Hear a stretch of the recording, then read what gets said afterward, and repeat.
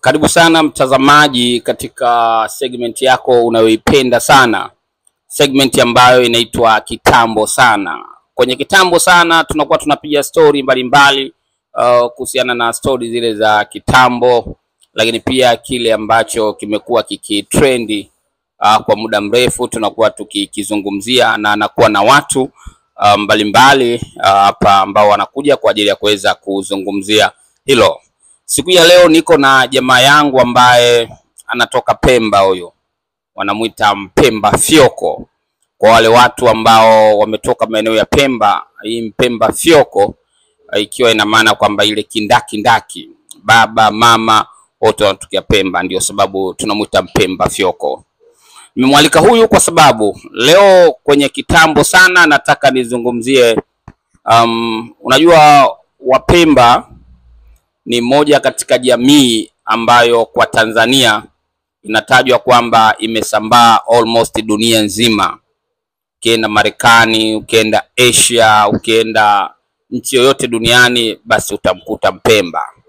Na kuna baadhi ya nchi mpaka vitongoji zipo sehemu kabisa zinaitwa Pemba. Ukienda Mozambiki, Pemba utaikuta. Ukienda na sehemu nyingine, Pemba utazikuta. Uingereza, Pemba utaikuta. Kwa hiyo Pemba wamekuwa wakisambaa sana. Sasa nikaona mshikaji kwa kuwa naye anatoka Pemba, basi tutakwenda kulizungumzia hilo, kujua kwa nini Wapemba wamekuwa wakisambaa sana hivyo, lakini pia Wapemba wamekuwa wakisifika kwa ukarimu. Wapemba wamekuwa, kuna mtu mmoja aliwahi kuniambia kwamba Mpemba hata ukimkuta ambaye amepinda, yani muhuni, basi anakuwa muhuni kweli kweli. Ukimkuta mteja anakuwa mteja kweli kweli, ukimkuta jambazi basi anakuwa jambazi kweli kweli. Kwa leo tutakwenda kuigusa jamii hiyo ya Pemba na kuidiscuss kwa nini imekuwa hivyo. Lakini kwanza nimtambulishe mgeni wangu. Mimi jina langu naitwa Abra Tuesday, ndiye ambaye nakuendeshea kipindi hiki. Naam, ndugu yangu, asalamu alaykum kwanza. Wa alaykum salam. Vipi hali? Safi. Karibu sana ndugu yangu. Mimi nimekaribia bwana. Pemba unatoka sehemu gani wewe? Pemba nimetoka maeneo ya Mkoani. Mkoani. Kwa mtu ambaye hajawahi kufika Pemba, ukitaka kumueleza Mkoani unamfahamisha vipi Mkoani? Mkoani kuna kitongoji kimoja kinaitwa Kangani. Ukishuka na meli kutoka pale bandarini mpaka kufika Mkoani unapita wapi na wapi labda? Yaani ukishuka meli unaweza ukapita Mtuhaliwa, unaweza ukapita Mtambile. Yaani moto unapatia njia zote hizo ni njia za Kangani hizo. Okay.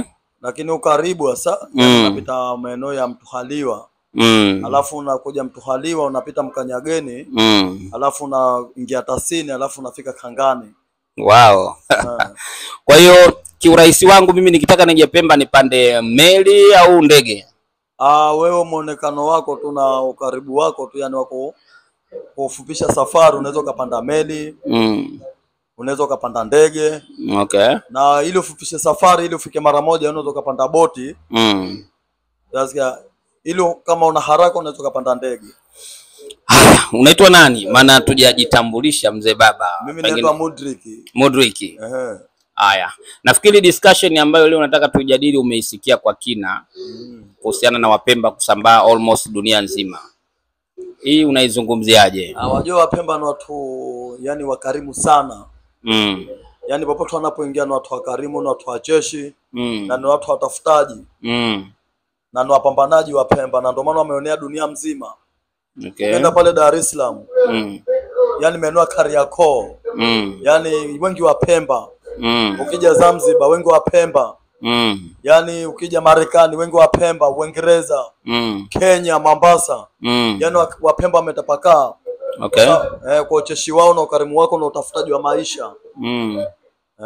Kwa hiyo sababu kubwa hapa tunaona kwamba Wapemba ni watafutaji. Wapemba ni watafutaji. Okay.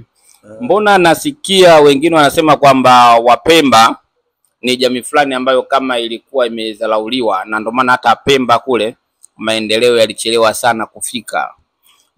Na ikafika hatua kwenye wakati wa siasa Wapemba ndio inaaminika kwamba walitoka sana wengi, kwa sababu kwenye siasa walikumbana na changamoto nyingi sana, ikiwemo yale mauaji ya Januari 27. Kwa hiyo huenda ni sababu kubwa sana ambayo imesababisha wao wakimbie au kule kuchelewa kwao maendeleo pia kumesababisha wao waweze kukimbia?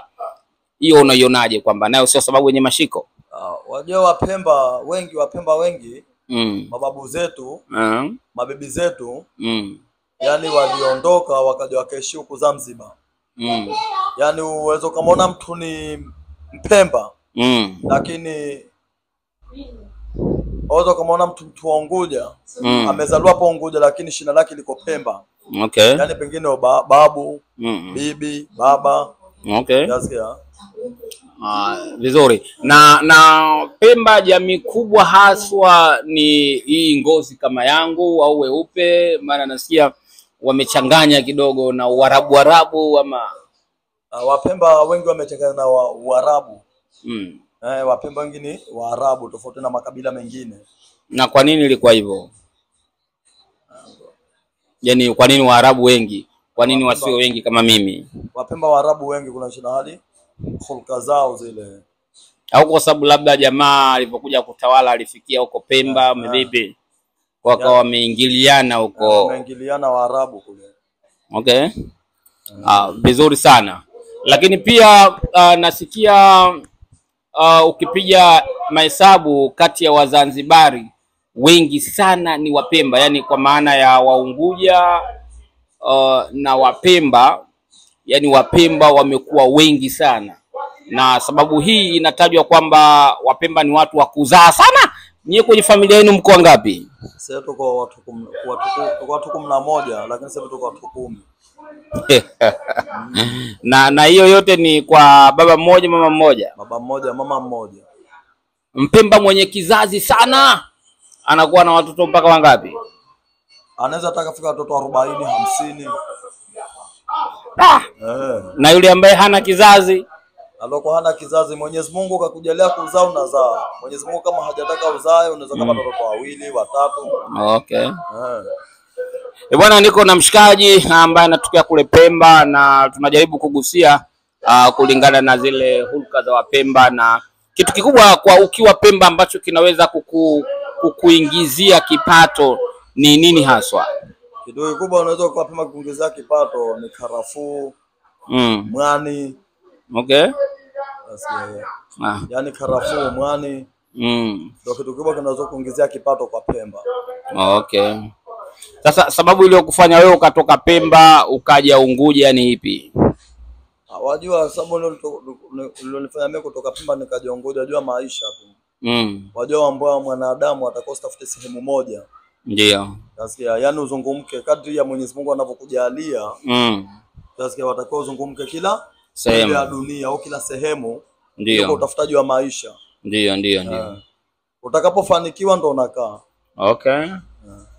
Haya, mie ni kushukuru sana kwa uchache tu, lakini pia nitakuhitaji kila ambapo pale tutakapopata fursa tuweze kuzungumzia mambo mbalimbali yanayohusiana na Pemba. Lakini kwa leo naomba kama tuishi hapo, labda kwa chochote kile ambacho ungependa kuwaambia watazamaji ambao wanakusikiliza kuhusiana na Pemba ama kuhusiana na sehemu nyingine, ujumbe wako nini haswa? Na ujumbe wangu wa Pemba, tuendelee kwa kitu kimoja. Na tuendelee kutafuta maisha kadri Allah atakavyotujalia. Ndio.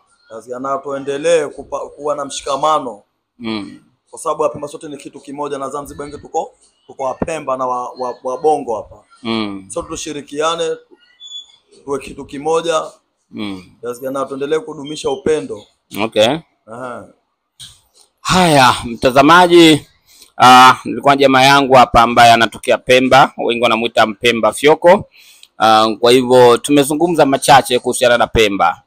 Unapopata nafasi basi mimi nikushauri tu tembelea Pemba ili uweze ukakutane na watu wa aina tofauti tofauti, lakini pia ukapate kuona mazingira tofauti tofauti, ukapate kuwajua Wapemba vizuri sana. Mimi kwa leo sina mengi ya ziada.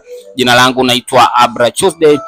Unaweza basi kusubscribe, lakini pia unaweza kushare kwa watu wengine kupitia YouTube channel yangu ambayo inakwenda kwa jina la Abra Mapenzi Online TV kwa ajili ya taarifa kama hizi, lakini pia kwa ajili ya discussion tofauti tofauti.